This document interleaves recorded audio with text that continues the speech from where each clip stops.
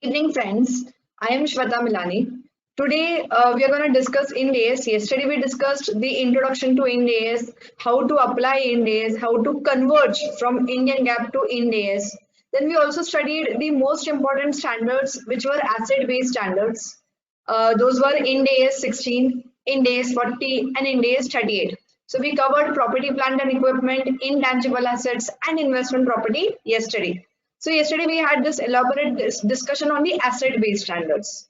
Today, in our today's agenda, we have three standards which are Ind AS 20, accounting for government grants and disclosures of government assistance. Second, we have Ind AS 24, related parties, and after that we have Ind AS 108, that is operating segments. Now I'll tell you why these standards. Why did I select these standards? A basic logic behind it, so that you stay attentive for all the three standards. Any company a majority of the companies or any company you have for transiting from Indian GAAP to Ind AS, majority of those companies have application of these standards. It might for sure or 90% of the cases generally have government grants. Then related parties and operating segments are the mandatory standards which every company would have application into. So that is why these are the three standards which are important, and mainly it is applicable for majority of the companies. It is not like some unique standard that only if the transaction would be there in the company, only then you would need application knowledge of the standard. So that is why it is really important to understand the standards, understand the differences between your Indian GAAP and Ind AS for the standards. So in my past experience of 4 to 5 years, I have almost converted more than 25 to 30 companies, listed companies from Indian GAAP to Ind AS. I would say in around 20 companies, there was this implications of these three standards, and there were differences on account of these standards. So that is why let's cover all the three standards in detail. Wherever you have any kind of questions, please note it down at your end. At the end, we will discuss all of your questions and we'll try to resolve and give you a comfortable knowledge on those three standards. Beginning with Ind AS 20, accounting for government grants and disclosures of government assistance. Now you would say this was one of the standard in AS also. In AS 12 was one of the standards for government grants. So what is Ind AS and what are the differences and how is it different from the Indian GAAP? We will cover 3-4 things. First is what is the definition and scope of the standard. Then is how to recognize, present, and how to account for these government grants, including the repayments and the disclosures of government grants. Then we'll also discuss what is government assistance. So government assistance is new under the standard, and what are the requirements of the standard for the purpose of government assistance. As you all know, there are various forms of government grants. What do you mean by forms of government grants? It might be of varied nature. It might be in the nature of monetary grants, non-monetary grants. Then there might be certain assistance provided. And there might be certain grants which you get after your transaction is over. You might get certain grants which is before your transaction gets over. I mean, there is obligation yet to be performed.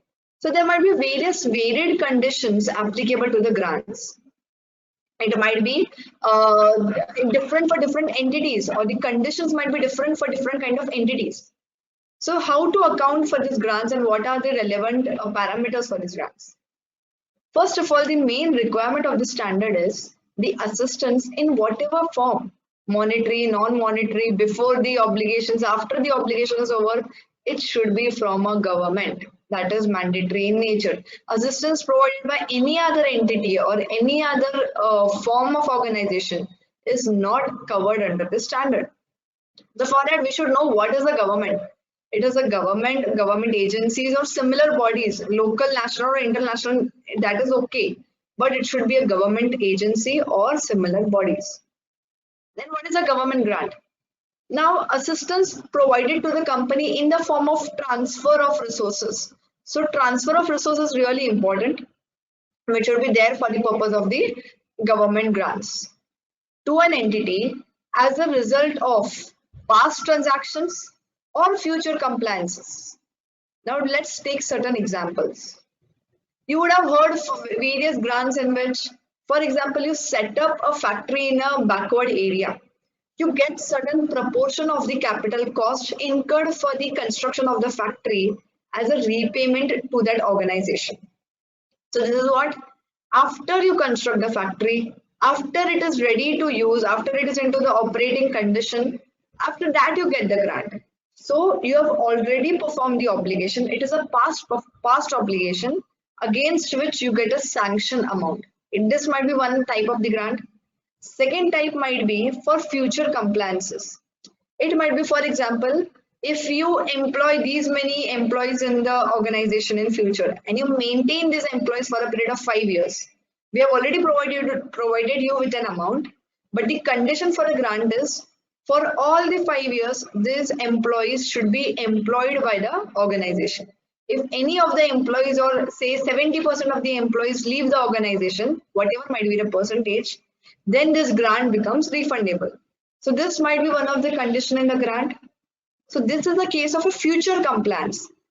In this case, what is the condition over here is the employees should be continued for a period of 5 years, which is a future compliance.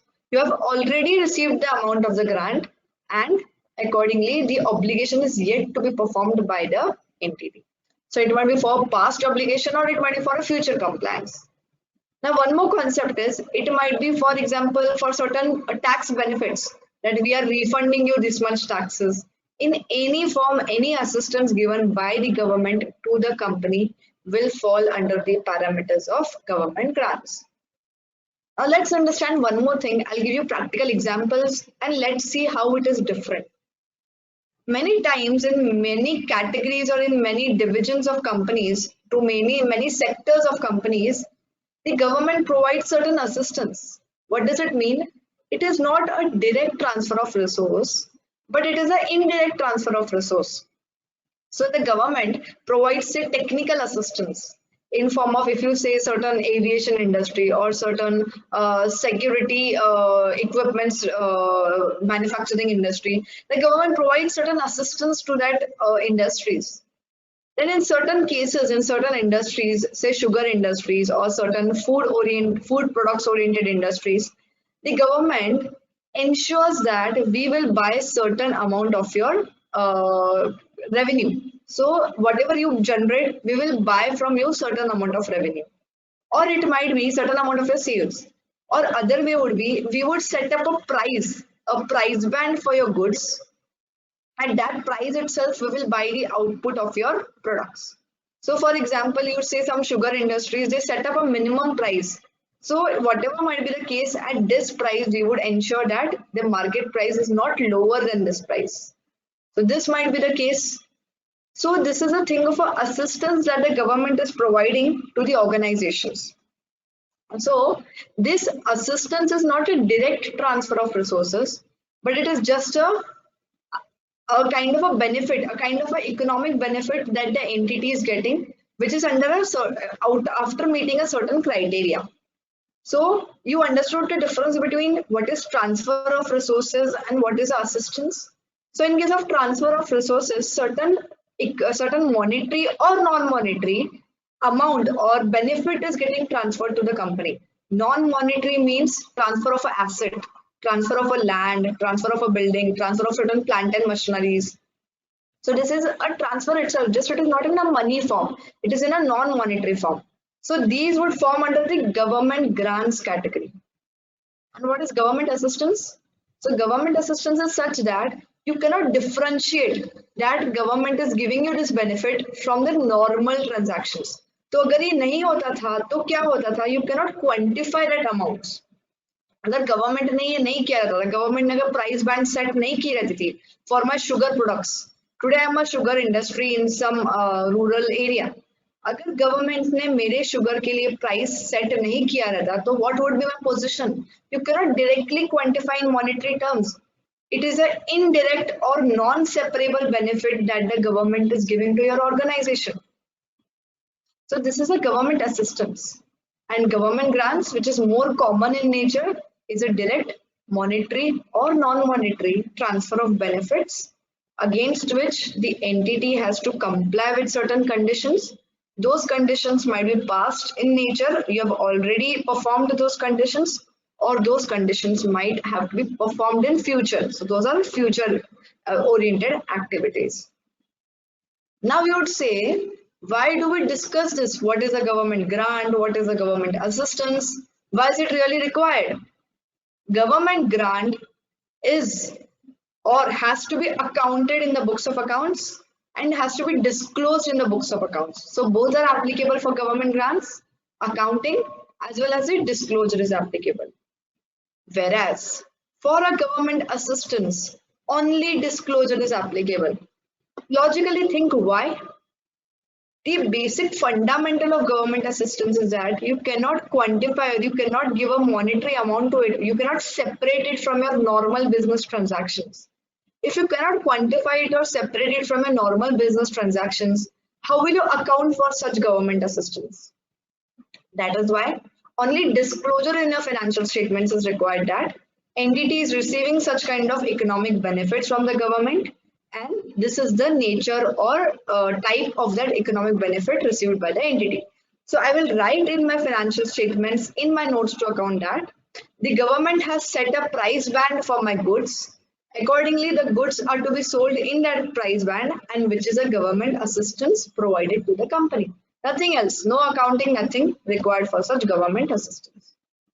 Now, what is this third category? Other benefits. Other benefits are of various in nature. Now you would say that roads constructed out of my factory is kind of a benefit given to me. So these are such benefits which the government is doing on its own account. It is not doing specifically for a factory or specifically because the entity is existing over here. This is an indirect benefit which everybody as a whole gets from the government. So these are other benefits in nature which is not specific to your company, which is not specific to your industry, which is not specific for any criteria as a whole. There are no set conditions, there are no set parameters. Construction of infrastructures. You might say, I have set up a factory in the rural area. That is why they constructed a road for me, and that is a benefit given to me. Any which way government is bound to build up infrastructure. So these are indirect benefits which everybody as a whole gets such kind of benefits. So these are other benefits which neither has to be disclosed in the books of accounts nor has to be accounted in the books of accounts. These are purely on account of the responsibility of the government. They are giving you such kind of benefits. So these are very normal in nature. It is very easy to identify which are other benefits. Government assistance also, since we discussed, it is very easy to identify what is a government assistance and differentiate it with the government grants. So wherever you see a direct, very simple, wherever you see a direct transfer of resource from the government to the entity, it is purely a government grant, and focus on that for the purpose of your accounting. Now we'll consider a few examples and we'll decide whether it is a government grant or not. In you take up any manufacturing company, one of the scheme which everybody takes benefit is, you might have heard of a packaged incentive scheme. What is this packaged incentive scheme and what are the terms and conditions of those schemes? The packaged incentive schemes, every year or certain after every 2-3 years, government releases such kind of schemes. Packaged incentive scheme was such kind of scheme that if you set up a factory at a particular location, they had classified the locations into A, B, C, D criteria. If you build up a factory in such kind of location, we will reimburse or we will give you, we will refund you, or we will provide you assistance equivalent to the cost of your manufacturing division, cost of your factory at certain percentage. It might be 60% of your cost, 40% of your cost, 30% of your cost, depending upon which scheme are you falling into. But what was the second criteria is, we would give you this amount by way of this VAT or by way of the GST collected by the companies over a period of say 10 years. मतलब क्या, आज मुझे factory setup करना है. Today I will incur, for example, a cost of 100 crores. For me, I am eligible to get 40% by way of a government grant. So I am eligible to receive 40 crores. This is your eligible limit. This is your max limit.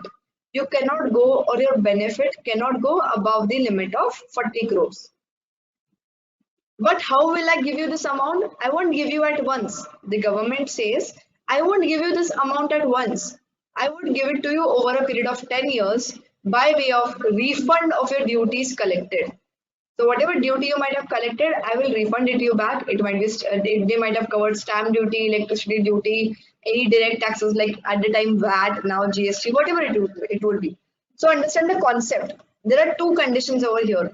First is setting up a factory, and second is selling over the period or producing or manufacturing over the period. Selling over the अगर आप cell करोगे तो ही आप duties collect करोगे, अगर आप cell करोगे ही नहीं तो आप ड्यूटीज कलेक्ट करो, you won't collect duties at all. So only if you sell you will collect the duties. So in short, what is my second obligation? Performing and manufacturing the goods and selling them over the period. Then manufacturing is linked to what is then electricity. So whatever is the electricity duty, I will refund that electricity duty to you year on year. So apne first year mein if you collect a duty of 2 crores, I'll refund you 2 crores. In the second year, if you collect a duty of 5 crores, I'll refund you 5 crores. So what is the incentive over here is you keep on manufacturing or you keep on continuing the business, only then I'll give you the amount. If at the period of 10 years you weren't able to collect the 40 crore amount, then your amount is reduced. Your grant amount is reduced. अगर आप 36 crores की ही duty collect कर पाए, you will get only 36 crores for the period of your grant, and that is the only benefit given to the company. So this is one of a scheme. I'm just telling you certain schemes because the accounting, you keep on thinking how will such schemes be accounted for. This is one of the scheme, that is packaged incentive scheme, and many companies have taken the benefit of the scheme. You might also have various clients or you might be working in such companies who have taken the benefit of these schemes. You will understand ahead how to account for the schemes. Second example we will discuss is, you might have heard of sales tax deferral schemes. What are the sales tax deferral schemes? The grant says or the government says that you collect the duties from your customers. Every year on year, you collect the duties from your customers. So on year 1, you collected 10 crores of duty. Year 2, you collected, say, additional 12 crores of duty. You don't pay me anything out of it in the year 1. You don't pay me anything out of it in the year 2. You pay directly to me at the end of year 10. तो आपको benefit किसका दिया है? जितना amount आपने collect किया, suppose over a period of 10 years you collected an amount of 50 crores, you will have to pay 50 crores to the government. तो इसमें बेनिफिट क्या है? Whatever you have collected in year 1 has to be paid at the 10th year. Whatever you have collected in the year 2 has to be paid at the end of 10th year.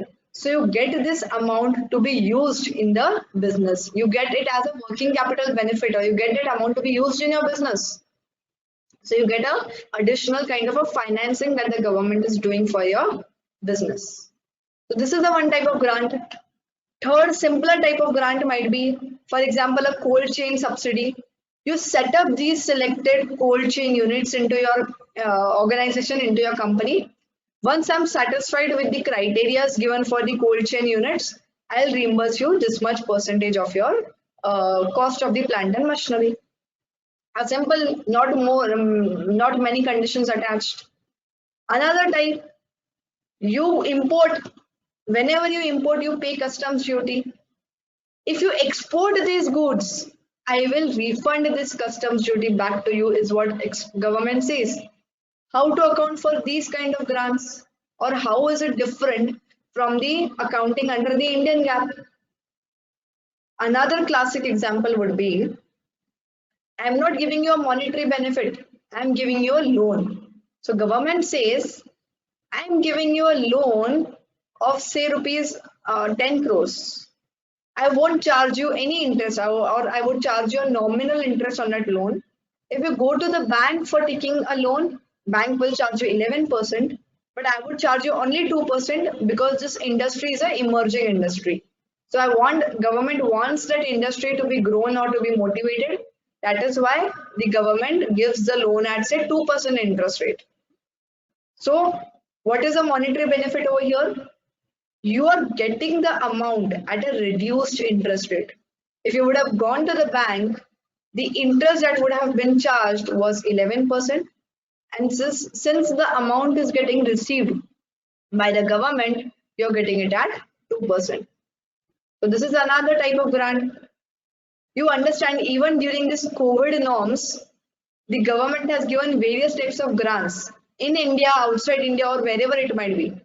Till date, they have announced certain grants which are specific to individuals, not majority oriented for the companies. They have also given grants for the purpose of contributing the employees' contributions. So these are also certain benefits what the government is providing to the corporates.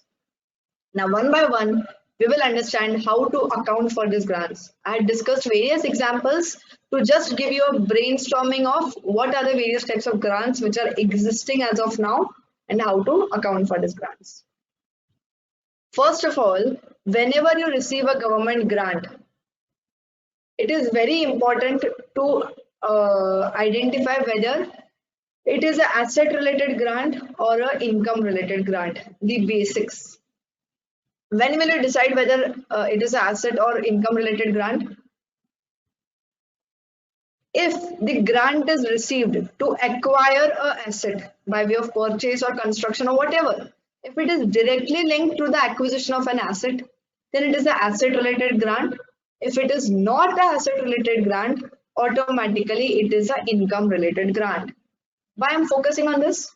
There are only two types of classifications which is possible. Either it can be asset related grant or it can be an income related grant. There is no concept of capital reserve under this government grant standard.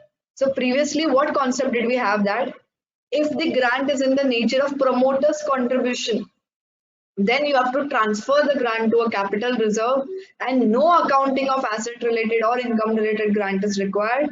You directly credit the capital reserve to that extent. Every company, the example I discussed of the packaged incentive scheme. Packaged incentive scheme, do you remember? You get a grant for the purpose of setting up a factory or setting up a unit in a particular rural location. So what did everyone say? Since this is setting up of a business, it is in the nature of promoter's contribution. And this grant has to be recognized as a promoter's contribution and accordingly credited to the capital reserve. So what accounting entry they would have passed? Capital reserve account credit is to the extent of the amount of the grant received. Once the capital reserve is credited to that extent, nothing is changed here and after. The amount stays in the capital reserve forever. No changes made, nothing made to that capital reserve. And it stays in the balance sheet. This accounting or transferring the amount of grant to capital reserve is not allowed under Ind AS. You will have to classify the grant as an asset related grant or as an income related grant. No other option there. So if at all you see a company which is having capital reserve into the books of accounts, mark down. This is the first difference between the Ind AS 20 comparing with Indian GAAP and Ind AS. So remember, you will have to do certain change in accounting for this amount appearing in the capital reserve, which is with reference to the grant. So understood the biggest and the first difference, and this kind of difference is generally applicable to every kind of companies. All right, so moving ahead, the definition of asset related or income related grant is similar to what was there under Indian GAAP. But the third category, that is capital reserve, is removed from the standard and you don't have that option. Okay, so as we discussed, whether a grant is an asset related or an income related grant has to be identified earlier. Once you identify that, what kind of grant it is, when and how will you recognize that grant? You recognize the government grant only if there is a reasonable assurance that whatever are the conditions attached to that grant, the company will comply with those conditions is the number one, first condition. And second is the grant will be received only if the entity is having a reasonable assurance. What do you mean by reasonable assurance? There is no strict definition for the reasonable assurance, but on a general parlance or as per the guidances or interpretations given by various publications or by various interpretations, it means that there is a more than 50% chances that you will get the grant. If they would have used the word over here as virtual certainty, what does it mean? You have everything on record. Even the grant sanction letter also has been issued. Just transfer to your bank account is pending. Every formality, everything, every condition attached to that grant is completed. Only the thing pending is the amount to be received in a bank account. That is virtual certainty. So the word they have used over here is not virtual certainty. So here they have used the word as reasonable certainty. So even if you have a reasonable assurance, that is more likely than not, the probability of receiving the grant is more than not receiving it, above 50%. Then you will account for that grant. Let's discuss by an example instead of going to this technical definition. I had discussed this packaged incentive scheme. What was the second condition attached to the scheme is, you will make a sales in the next 10 years. Whatever are the duties collected on account of such sales, that duties will be refunded back to you. Now, if your factory or if your capital investment was costing 100 crores and you were eligible for a grant of 40 crores. So in short, you have the amount of, just a minute. So in short, you have the ceiling limit of 40 crores. When you have a ceiling limit of 40 crores, at that point in time, the entity should have a reasonable assurance that the entity will collect the duties over a period of 10 years amounting to 40 crores. Matlab kya? If the business or if the entity is taxable at say 10% rate, तो entity इतना business तो करेगी कि the entity will collect 40 crores as duties and taxes from the customers. इतना तो भी reasonable assurance रहना ही चाहिए. Now what does this mean? What you have to look into? You have to look into the existing business of the company. You will have to look into कि year 1, year 2 में कितना business हुआ था. Year 1, year 2 में कितना business हुआ था. Accordingly, what are the future forecasts? Is it reasonably possible? Are those forecasts appearing reasonable to the company? अगर उसका forecast ही reasonable नहीं लग रहा है, तो मतलब 40 crores मिलेगा ही नहीं. तो if are the forecast appearing reasonable? अगर reasonable रहेंगे भी, is the company able to achieve that forecast? If the company is having that reasonable assurance, then once the amount of 40 crores is sanctioned by the government authority, even though it will be received in the period of 10 years, even though you will not receive that grant on day 1 or on year 1, you can recognize that grant in the books of accounts. How to recognize is a different question. First, let's decide the point in time. So even though अगर आज मुझे पैसा नहीं भी मिल रहा है, मुझे पैसा 10 साल over a period of 10 years I'll receive that amount, still I will account for that government grant or I will recognize for that government grant in the year 1. What can be the second probability? Company का business तो अच्छा लग रहा है, but company is more into exports. If company is more into exports and is targeting the export market, is targeting the international market, from where will the company receive duties and taxes? From where will the company receive VAT or GST or whatever is the duty applicable in that grant? If the company is not gonna, so sales karna is not the condition. You will have to make the sales and you will have to collect the duties. जितना आपने duty का amount collect किया उतना ही हम आपको refund करेंगे.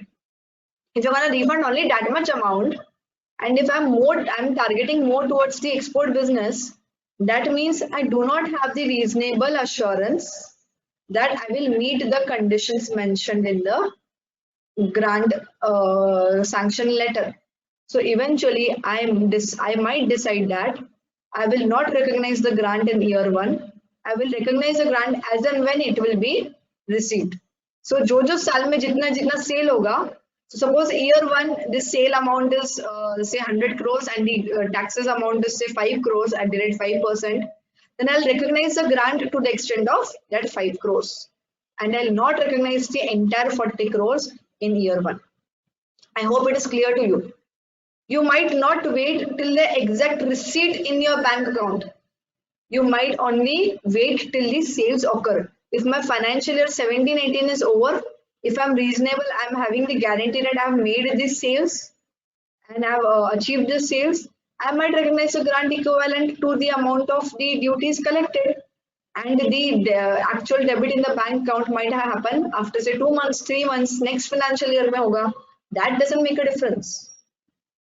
So this is the criteria to understand when you should recognize the government grant. Once you have recognized the government grant, what to do after that? Basic principle, keep in mind that there should be a matching concept.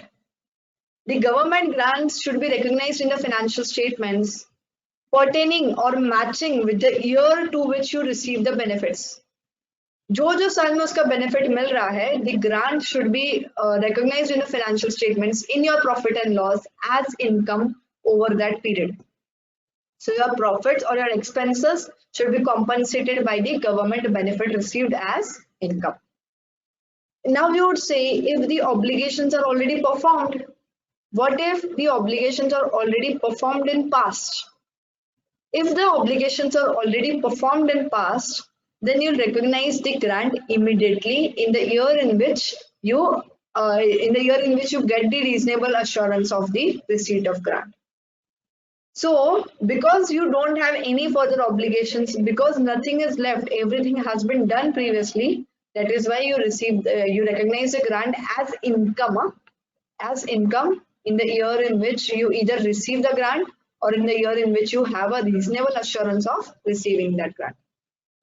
I hope I'm clear regarding the recognition of the grant and the matching concept. We'll discuss this matching concept in detail. It is not yet over, but I hope the recognition is clearly understood by every participant. If you have any queries, please note it down. We can discuss it at the end. Now, as it is said, no grant has to be recognized directly in equity. Nothing is allowed to be recognized directly in the equity. So no capital reserve ever you will see in an Ind AS financial statements pertaining to the receipt of government grants. Moving ahead to the next slides.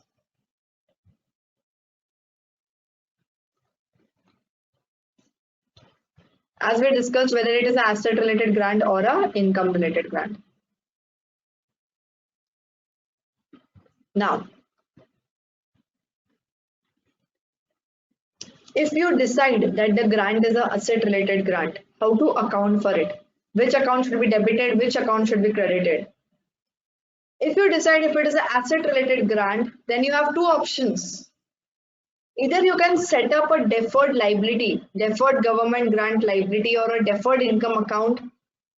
So your accounting entry will be bank account debit to the extent of the amount of grant. If you have received the grant, so your accounting entry will be bank account debit. So first accounting entry will be bank account debit to deferred income. When will you do the bank account? Only when you have received the grant. If you haven't received the grant, then you will transfer it to receivables. Government grant receivable account. अगर आपने reasonable surety है, इसीलिए आपने grant receive किया है, you will debit the amount to receivable account and then you will credit it to deferred income. What does deferred income means? कि मेरे को over a period ये income P&L में transfer करना है. Over the designed period or over the designated period, I will transfer this income to the profit and loss. So it is deferred income. It has to be deferred or it has to be transferred to P&L over the period of say 5 years, 10 years, whatever might be the period. How do you decide this period also we'll discuss, but on a certain period you're going to defer the income. So that is why you account for it in a deferred income account. Alright, this is option number 1. Second option is, अभी आपने decide तो कर लिया कि it is an asset related grant. Now since it is an asset related grant, अगर आपने incur किया है 100 crore rupees, if you would have incurred 100 crore rupees and government has sanctioned you a grant amount of say 40 crores. So eventually, what is the cost of your asset? What is the out of pocket cost for you? It is only 60 crores. So what is the second option available to you is account for the grant or account for the asset at the net amount. what will you do? You will deduct the amount of grant from the asset. So your first accounting entry जब आपने asset purchase किया रहेगा या construct किया रहेगा would have been say plant and machinery account debit to bank at the time at which you purchased the asset, say 100 crores. Now you received the amount of 40 crores as a grant. So whenever you receive the amount, what did you do is bank account debit to plant and machinery account. So you netted off the asset to the extent of the grant received. So this is called as net basis and this is called as gross basis. Whenever you account for the asset on net basis, you will not see any deferred income in your balance sheet. Nothing will appear in your balance sheet. And there won't be any liability or any deferred income in the liability side. What is the difference? In this gross basis, asset is appearing at 100 crores. Your deferred income is appearing at 40 crores. Net impact is 60 crores. That is okay. But your asset is appearing at 100 crores. What does that mean? Your depreciation will be transferred to P&L at 100 crores or with the reference to 100 crores. So if your depreciation is getting transferred in the P&L as cost with reference to 100 crores. So every year, say you will get depreciation of 10 crores, assuming a useful life of 10 years. And that will be the depreciation of your assets. So if this is the depreciation of an asset, every year the depreciation is of 10 crores. Now what will happen of this deferred income, of this 40 crores appearing in the deferred income? What will happen of this deferred income? Now this also you will amortize or you will transfer to P&L based on a rational basis. What is a rational basis over here? जो proportion में it is asset related grant. So the way in which depreciation is getting transferred to the P&L, in similar manner I will transfer this deferred income to the P&L. So every year I will credit an amount of 4 crores in the P&L. So your debit is to debit for a depreciation was of 10 crores. Your credit for the income is of 4 crores. Net impact is of 6 crores. So here your net P&L impact is of 6 crores, but it is just appearing in a separate account heads. एक जगह पे income दिख रहा है 4 crore का, एक जगह पे depreciation दिख रहा है 10 crores का. Net impact is of 6 crores.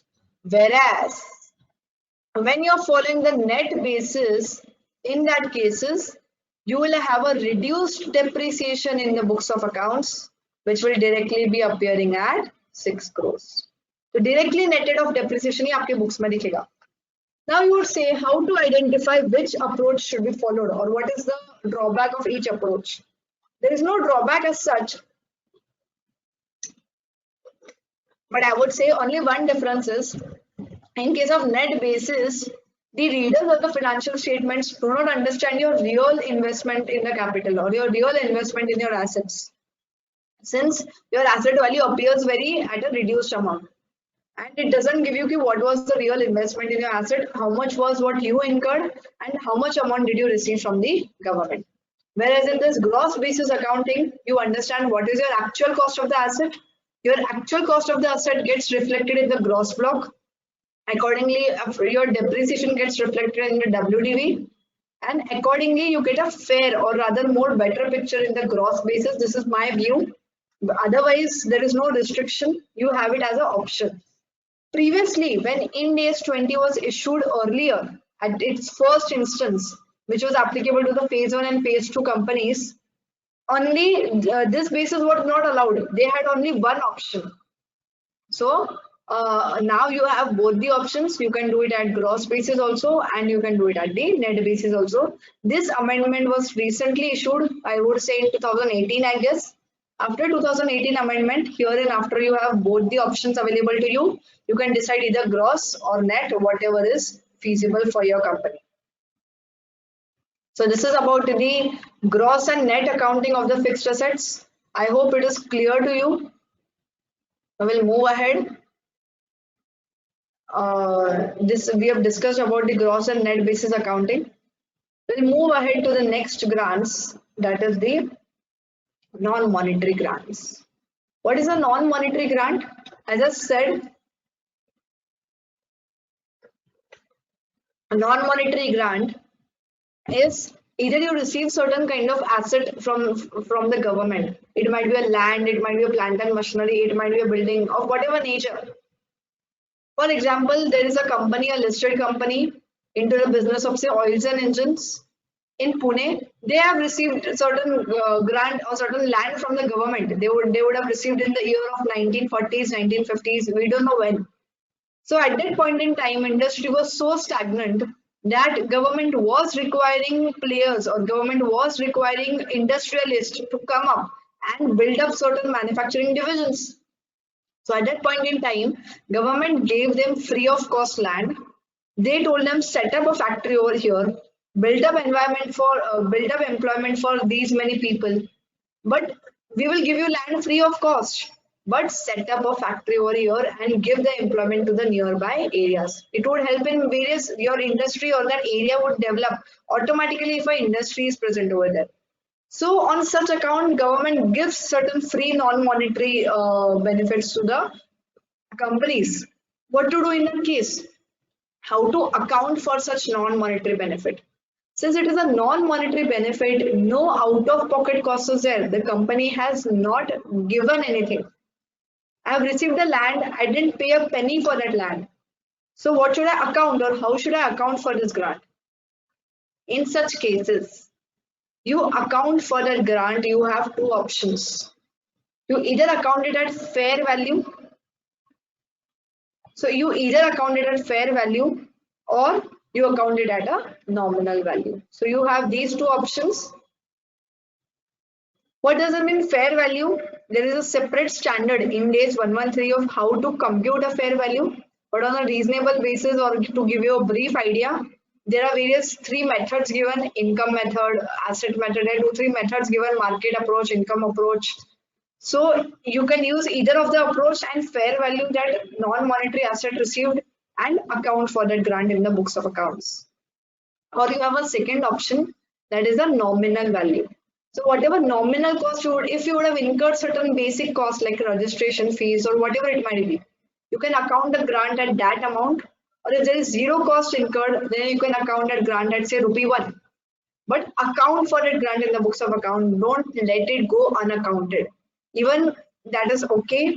That the grant should appear in your books of accounts at a nominal value so that the users or the readers of the financial statements are aware that the company has received certain non-monetary asset. All right. I hope this is clear. This is simple. This is very simple to understand, but it was similar under AS 12 also. Wherever there are differences, I'm highlighting the differences in detail so that you get a grip over in AS 20 also. Now, one more thing.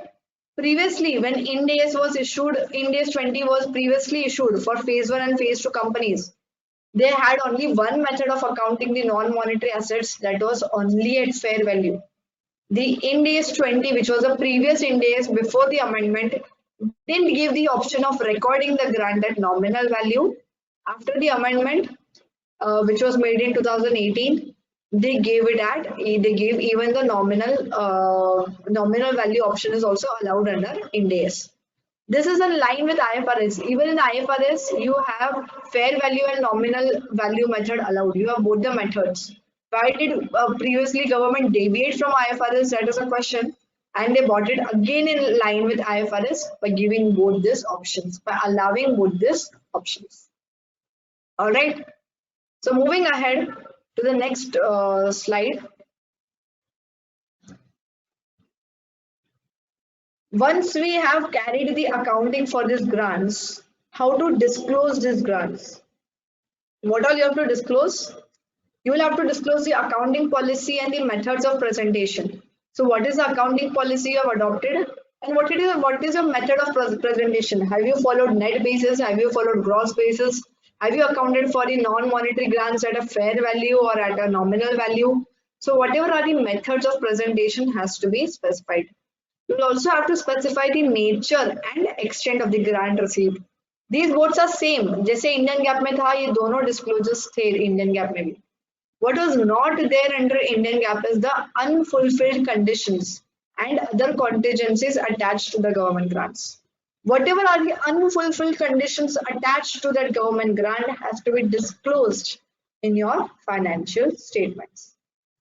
So suppose if as we discussed the packaged incentive scheme, the unfulfilled condition is to be the sales that the entity has to make in future, along with the duties or the amount of duties that the entity has to collect. So whatever is the unfulfilled condition has to be mentioned in the financial statements. Why these are to be mentioned? Logical. The reader should understand what is the extent of obligation left by the company. This is a kind of obligation which the entities still have to perform over the period of grant. I hope this is clear. This is very simple. These both were there under Indian GAAP. What is additional is the unfulfilled conditions and the contingencies attached to the government grants. Now the next, and it is very important, which is the government loans. Please understand this concept in detail. This will help you to understand financial instruments also, and this logic derived for this government loans is also through the financial instruments itself. As I discussed a previous example, that was the concessional loan received by the company. For example, a company named Praj Industries Limited. They had to do certain research in particular area. If they had to do a research in that area, the company received a loan from the government. What did government say? I'm giving you a loan, but I'll give it at a concessional rate. Since you are into research and it is an important research for the industry as a whole, I will give you a loan at say 2% interest rate, 3% interest rate. In that cases, I am receiving a loan from the government, which is at a concessional rate. Previously under Indian GAAP, what I used to do for this kind of cases, no change in accounting. If I'm paying 2%, I used to debit my P&L with finance cost at 2% itself. And whenever the loan was repaid, I used to pass the repayment accounting for that loan. But is it fair? Is it fair for my financials? Was any government benefit getting reflected in your financial statements? Is your finance cost, if you would have bought the loan from a normal bank or some other organization, would you get a loan at 2%? Why are you getting this loan at 2%? Because there is a government benefit involved in that loan. There is a kind of a government grant, or a government is transferring certain resources to you by paying a reduced finance cost. Instead of paying 11%, you are just paying 2%. It is a kind of transfer of benefit. So why should this thing not get reflected in your financial statements? For example, if I am getting a loan of 10 crores, I am saving almost say 8 crores per annum. So compare two companies. There is a company A which is receiving 8 crores by the government. You give a government grant accounting for the same. But there is a second company which is not receiving 8 crores, but instead of paying 10 crores as a finance cost, the company is paying only 2 crores at 2% interest rate. So these both companies are not at par with each other. एक के books में government grant दिख रहा है, दूसरे के books में government grant दिख ही नहीं रहा है. So this is not fair. Again, we'll also look into what is the accounting for such kind of government loans which are received either at concessional rate or which are received at a nil rated loans, concessional loans, whatever it would be from the government. So either if it is a forgiveness of loan, if a particular government entity is waiving of a particular loan, or the loan is at a concessional rate of interest or at a nil rate of interest, the accounting for such transactions should be made in the books of accounts. Clearly understand the logic for the same. I gave you the government side of logic, the logic which derives it to be treated as a government grant. Understand the second logic. In your books, there is a loan appearing. Okay, there is a loan appearing in your books of 10 crores. I hope you are able to see my slide. There is a loan appearing of 10 crores in the books. If the loan is appearing of 10 crores and the interest rate charged on that loan is nil rated, which you have to repay after a period of 10 years. So this loan you will have to repay after a period of 10 years. Now tell me, apply a basic fundamental of time value of money. If a particular amount has to be paid after 10 years without rate of interest, what would be its value today? Will the value after 10 years and today will be the same? If I have to pay 10 crores without rate of interest, there is no interest attached to this amount. So will the value of this 10 crores, which will be paid after 10 years at 10 crores, will the value be same today? It is as good as अगर आप FD में पैसा लगा रहे हो, अगर आप FD में पैसे लगा रहे हो at today and you are not receiving any interest over at FD and you will receive that amount back after 5 years, what are you losing? You are losing the finance cost or the finance component over this amount. Over this 10 crores, you are not receiving anything. तो आपके books में liability तो दिख रहा है 10 crores, but what is the fair value of this liability? What is the fair value of this liability?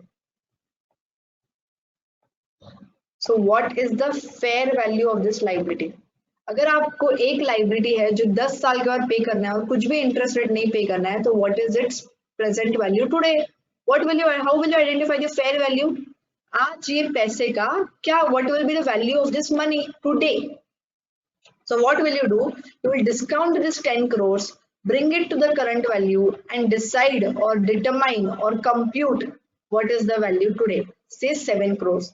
I will discuss in detail what rate of interest, what discount rate, everything I'll discuss in detail, but just understand the concept step by step so that you understand this concept properly and it will help you to build up the base for the financial instruments. So why do you discount it? Because after 10 years, the value of money will not be the same. क्या फर्क रहता था अगर यही bank loan रहता था?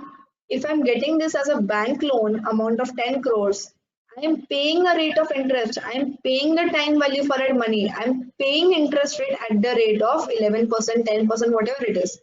So I am paying that interest rate. That means over a period of 10 years, every year I'll pay the interest for that amount and then I'll repay the principal back. So for example, if the interest is 111 crore for, or say 0.5 crores for a period of 10 years. So eventually what is my cost? I have spended 15 crores. 10 crore was my principal amount जो मैंने वापस दे दिया और मैंने 5 crore दिया as a interest cost. ये रहता था बैंक लोन के केस में, just as a reference I'm giving you. Even if you ignore that is all right. But यहाँ पर क्या हो रहा है, आपको आज जो 10 करोड़ मिले बाद में आपको वही 10 करोड़ पे करना है.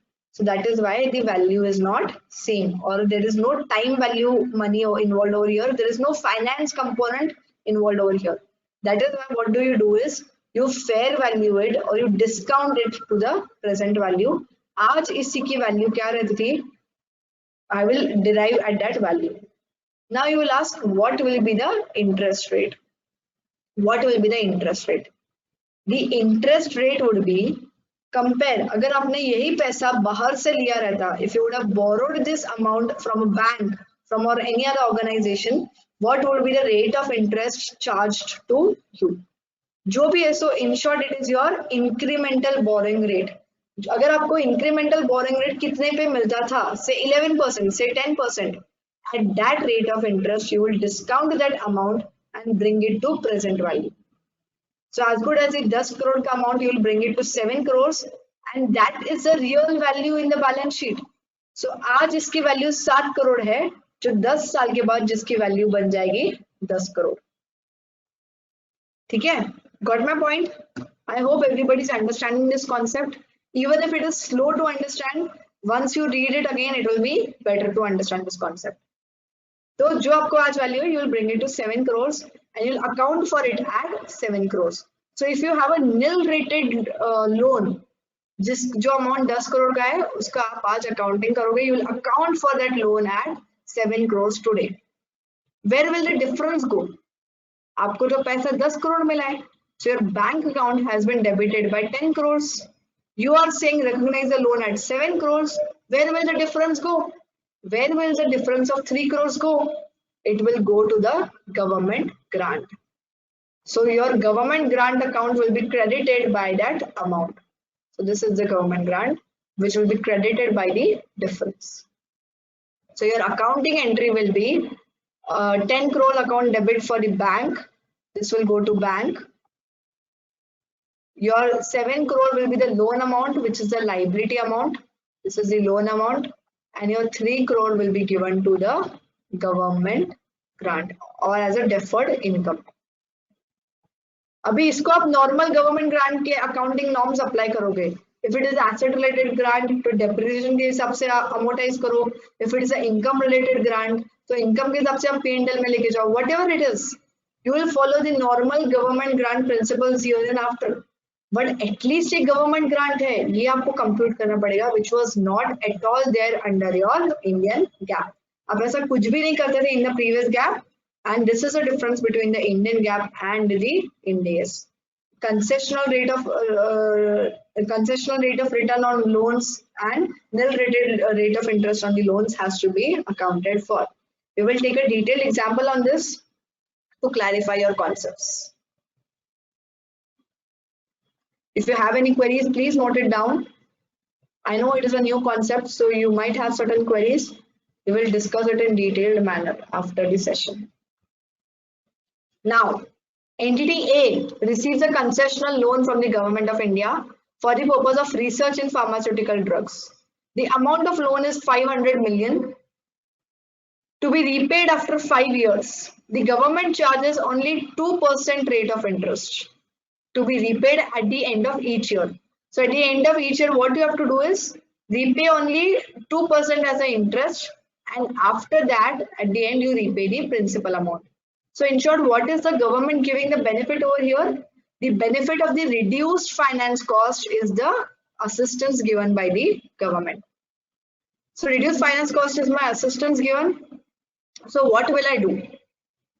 Now, whatever is the liability appearing in my financials at 500 crore, is it the fair value of that liability? Is it that fair value? No, since it is at a concessional rate of interest, it is not at fair value today. If it was at fair rate of interest, अगर government ने भी मुझे 11% ही charge किया रहता था, same as to what would a normal bank charge, then in that cases कुछ करने की जरूरत नहीं है. But the government is charging me a concessional rate of interest over here, and that is why I need to discount this at your incremental borrowing rate.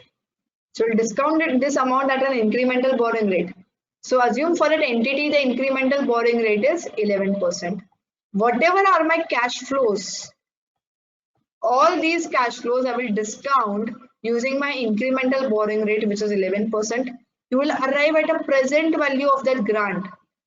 So the present value of that loan is 333 million. So your loan should appear at this amount. So this is your amount of loan. Abhi, as we discussed earlier, but you have received 500 million from the government. So where will this difference go? This difference will be transferred as government grant, which will be recognized as deferred income, or which will be recognized as government grant into your financial statements. It will appear as a credit to your financial statements. I'll share this PPT also. You can compute these values in detail. अभी आप आगे बोलोगे कि loan amount how will it go back to 500 million. मेरे को बाद में तो 500 मिलियन ही पैसा देना है ना at the end. So what will happen to this 333? Loan amount के एंड तक 333 दिखेगा, एंड ऑफ द लाइफ तक 333 दिखेगा? Obviously no. What will we do is we will now you will see this table of unwinding of discount. Unwinding of discount is nothing, very simple. How you prepare for a bank? You prepare a installment table. Interest कितना लगना चाहिए? You prepare that normal table. What is the repayment amount? What was the opening balance? How much was the interest to be charged? How much amount was repaid? This is exactly the same table. खाली नाम fancy है. Don't go on the fancy name. It is a simple bank interest table. So your opening value, जो value पे loan दिख रहा है आज, that is 333.68, उस पर आप जो fair rate of interest था, your incremental borrowing rate, you use that, you compute the future value using this interest rate. आपका ये actual वाला interest rate जाएगा P&L को. So your P&L is getting debited by 11% interest. All right. तो आपका P&L हर साल कैसे reflect होगा? 11% का finance cost will be transfer to your P&L. So is your finance cost giving a fair picture? Yes, it is giving a fair picture by charging 11% rate of interest. क्योंकि मुझे concession क्यों मिला था? क्योंकि it was a government benefit involved over there. That is why I was receiving a concession. So my finance cost is reflecting at a fair amount. Accordingly, always remember your this table. Always compute. जब भी आप day 1 पे computation करते हो ना, at that point in time ही आपका ये table भी compute हो जाना चाहिए कि हर साल what will be the interest that will be debited to my profit and loss. And at the end, your loan amount should be 0 because you're going to repay everything at the end. If your this loan amount is not getting 0 at the end, that means you have made certain computation mistake in your calculations. Okay, so your finance cost is getting reflected at a fair amount. Then, what is your income? So, what is the amount of your income? आपने क्या किया था? 166 in the previous slide, if you remember, जो भी difference था that you had transferred to the government grant. So, whatever was the difference between the amount of loan and the fair value of loan was transferred to the P&L account. Also was transferred to the government grant account. That is as a deferred income. अभी government grant में अगर गया है as a deferred income, how will it be transfer to P&L? आप एक systematic basis लोगे जिस basis पे you are receiving the benefit of that grant. It might be in proportion to this interest, it might be straight line basis, whatever it would be. तो इसका मतलब क्या है कि if it is a asset related grant तो asset का जो depreciation है उसके प्रपोर्शन में रह सकता है. So that basis depends upon what is the condition attached to that grant. So for example, if it is an asset related grant and I apply a straight line method of depreciation. So since I'm applying मेरा depreciation भी straight line पे जा रहा है तो ये income भी मेरा straight line पर ही जाएगा. Government grant का जो income है वो भी P&L में straight line पर ही जाएगा. So every year I transferred to the credit of my profit and loss the amount of my government grant. So every year I credited and the total is जितना मेरा government का grant था वो straight line basis पे P&L में transfer हो गया. So your interest is appearing at 216, your income is appearing at 166. What is the difference? The difference amount is कि अगर आपको वो the difference amount is the 2% rate of interest. अगर आपने 2% पर पे किया, you understand this last table. अगर आपने 2% पर रेट ऑफ इंटरेस्ट पे किया रहता था तो एवरी ईयर आपका इंटरेस्ट क्या रहता था P&L पर? 10 10 10 10 10 10 व्हाटएवर इट इज. अभी आपका इंटरेस्ट कितना जा रहा है as per Ind AS 20? The interest is going 216. So this is a difference on account of the government grants. I hope it is clear. Please understand at the end there will not be any, it will be a P&L neutral adjustment at the end. And में कुछ भी फर्क नहीं पड़ेगा, but what will be the differences over the period. Over the period आपका P&L भी सही से दिख रहा है, आपका गवर्नमेंट ग्रांट भी सही से दिख रहा है, फाइनेंस कॉस्ट भी सही से दिख रहा है, लाइबिलिटी भी सही से दिख रहा है और डेफर्ड इनकम भी सही से दिख रहा है. So your financials is showing the true picture that is appearing to you, or that the transaction is. So the true picture of the transaction gets reflected in your statement of profit and loss and your balance sheet. So this is the peculiarity of Ind AS. For every transaction, it gives a fair view or what is the real transaction that gets reflected in your financials. Moving ahead, quickly, I will give you an overview of what are the differences between the Indian GAAP and Ind AS. Everything we had discussed slide by slide, but still we'll discuss everything on a overview manner. Grants in the nature of promotion, promoters contribution, no capital reserve allowed, nothing allowed over here. Only you have to classify the grant either as an asset related grant or as an income related grant, nothing else allowed. Then grants for non-monetary asset. Under Indian GAAP, it is always at a nominal value. Here you have two options, either at fair value or a nominal value. Then nil interest rate loans or below market interest rate loans. यहाँ पर क्या था? As we discussed the previous this example, we used to not carry any accounting for this nil rated interest loans. No accounting was done for such kind of loans. And under Ind AS, you have to carry out accounting and you have to do the fair valuation of such loans which are at nil rate or which are at the concessional rate. Government assistance का कुछ भी concept नहीं था Indian GAAP में. Here you have to just give a disclosure of the government assistance. No accounting required, only disclosure is required. Moving ahead to the last point, which was the disclosures. That means disclosures में एक ही point हमने नया देखा था, which was the pending obligations. Whatever are the pending obligations has to be disclosed in your financial statements and the contingency attached to such pending obligations. I hope the standard on government grants is clear to you. The rest of the concepts were simpler. I hope this nil rated interest rate loans and are clear to you, and the accounting for such concessional interest rate loans is clear to you. If you have any questions, please note it down at your end. We'll discuss it after the end of this session.